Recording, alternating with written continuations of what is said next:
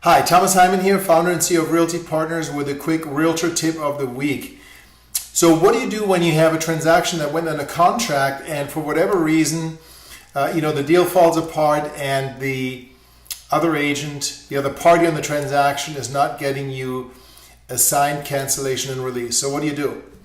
Obviously, there's no one size fits all, so let me walk through a couple of scenarios. Scenario one, you have a buyer and you execute a contract, and let's say it is a contract with a inspection period, 10 days, and your buyer gives notice of cancellation, and they're submitting a cancellation release to get their deposit back, and the seller is not signing off on it. Or you have a contract with a financing contingency, and you've not provided a approval letter, and you've kept everyone informed, and now 1 day, 2 days before the deadline expires, you get a letter from the lender that says you didn't qualify. So again, you submit that to the other side along with a cancellation release, which is your notice that the buyer's notice that they want to cancel and get their money back, and the seller refuses for whatever reason to sign that cancellation release. So what do?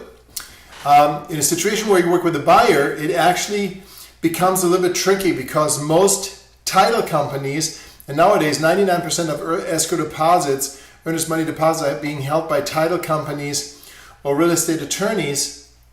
In all likelihood, they will not want to release the earnest money deposit unless they either get an attorney's letter that says, yes, absolutely, no question, release the earnest money, the deal is dead, the buyer's entitled to their money back, or in most cases they want to have a signed cancellation release just to cover their back, because really by law they are not allowed to just play judge and jury and release earnest money without approval by both parties.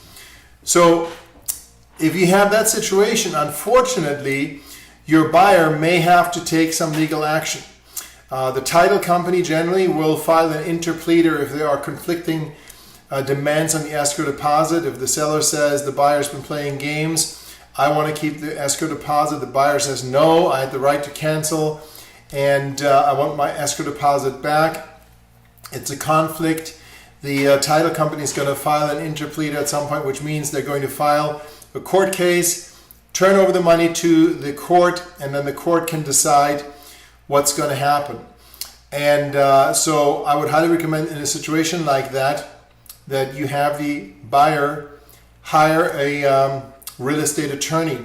And there's a good case to be made that if you have a buyer that is paying for title and gets to select title, that the buyer then use a real estate attorney as opposed to a title company to do the closing, because, and I can tell you that as someone has owned the title company very successfully for about 8 years, title companies will say, yes, we have attorneys, but those are underwriting attorneys that are only concerned with clearing conditions to title, whereas if your buyer is hiring a real estate attorney, that buyer actually becomes a client of that attorney, and that attorney can actually look after the buyer's interest.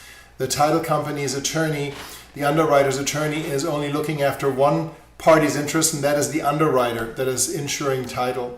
So just a piece of advice. Now, on the other side, let's say you are the seller and you are signing the cancellation release and the buyer does not get back to you. Okay, let's say it's a situation where the buyer just goes AWOL. They are not responding, they're not getting you any financing documents, closing is scheduled. We just had a transaction like that, and nobody can find anyone, nobody can get a hold of the buyer's not providing anything. The closing date comes and goes, and you want to now put the property back on the market as the seller, and you would like to claim the earnest money deposit. So here you actually have a two-part challenge, because as the seller wants to put the property back on the market. So the seller may want to keep the earnest money, But unrelated to that, the seller also wants to put the property back on the market. You as the listing agent want to put the property back on the market to find another buyer.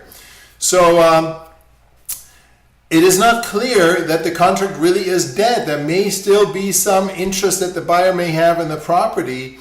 And again, a title company is not going to release the earnest money deposit unless they have a sign-off on both parties. But you as the listing agent can still put the property back on the market if you have the seller's direction to do so. And this is very important. I see a lot of times listing agents taking a listing, it goes on the contract, and now they put it back on the market because the deal went south and it hasn't been properly canceled yet. And there's nothing in writing from the seller. You know, the seller is the one that owns the property, and the seller can direct you to put it back on the market and continue to market it. And virtually all MLS systems that I'm familiar with, certainly the big ones that we're working with, have a MLS status change form that actually require the seller to sign off on, not only when you have a price change, a price reduction, or a change in terms, but also when the property goes back on the market. So when it's pending, when it's off the market as a pending transaction, to put it back on the market, the seller has to sign off on it. And so as long as you as the listing agent get that seller's sign off and you're acting in good faith, you can put it back on the market. You can go and look for another buyer on behalf of the seller. Remember, your job, you're not an attorney. Your job is not to interpret the law. Your job is to market that property for the seller. Looks like the deal went south. The seller instructs you to put it back on the market. And so you follow those instructions. If an offer is presented, of course, you have to present that offer. If the seller enters into another contract, you know, if later on the original buyer comes back and says, hey, wait a second, I had an interest in this property, yada, yada, yada. It's none of your concern at that stage, provided that all your I's are dotted and all your T's are crossed. So hope this helped. Again, this is Thomas Hyman with Realty Partners, my Realtor Tip of the week. And if you have any questions, feel free to reach out to me anytime, anywhere, any place, on Facebook, on Twitter, at Thomas Hyman, or you can also email me directly, thomas@realty-partners.com. Thank you so much and have a wonderful weekend.